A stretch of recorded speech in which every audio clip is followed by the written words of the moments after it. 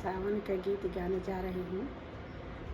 गीत ये आपको अच्छा लगे तो लाइक शेयर जरूर करना। सैया मेहंदी मांगा द जाके साइकिल से गोरखपुर शहर से न। सैया मेहंदी मांगा द जाके साइकिल से गोरखपुर शहर से न। जबले मेहंदी ना ले अइब तबले जेवन ना बनैब। जबले मेहंदी ना ले अइब तबले जेवन ना बनैब। हमरे जेवना पर लगेला मेहनत पिया जेवना नाई बनाइब पिया न। हमरे जेवना पर लगेला मेहनत पिया जेवना नाई बनाइब पिया न। सैया मेहंदी ले आदा जाके साइकिल से गोरखपुर शहर से न। सैया मेहंदी ले आदा जाके साइकिल से गोरखपुर शहर से न। जब तक मेहंदी ना ले अइब तब तक पनिया ना भरब। जब तक मेहंदी ना ले अइब तब तक पनिया ना भरब।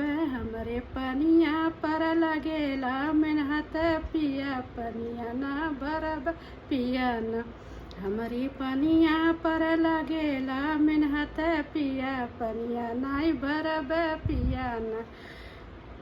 के मेहंदी ले आदा सैया जाके साइकिल से गोरखपुर शहर से न। सैया मेहंदी ले आदा जाके साइकिल से गोरखपुर शहर से न। जबले मेहंदी ना ले अइब तबले बीरवा ना जरब। जबले मेहंदी ना ले अइब तबले बीरवा ना जरब।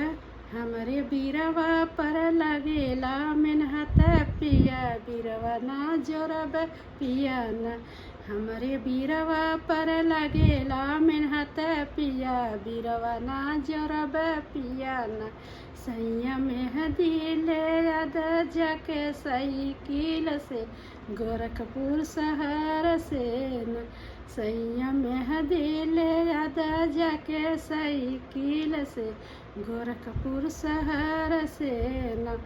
जबले मेहंदी ना ले अइब तबले सजिया ना लगाइब। जबले मेहंदी ना ले अइब तबले सजिया ना लगाइब। हमारी सेजिया पर लगेला मेहनत पिया सेजिया नाई लगाइब पिया न। हमारी सेजिया पर लगेला मेहनत पिया सेजिया नाई लगा पिया न। सैया मेहंदी ले आदे जाके साइकिल से गोरखपुर शहर से न।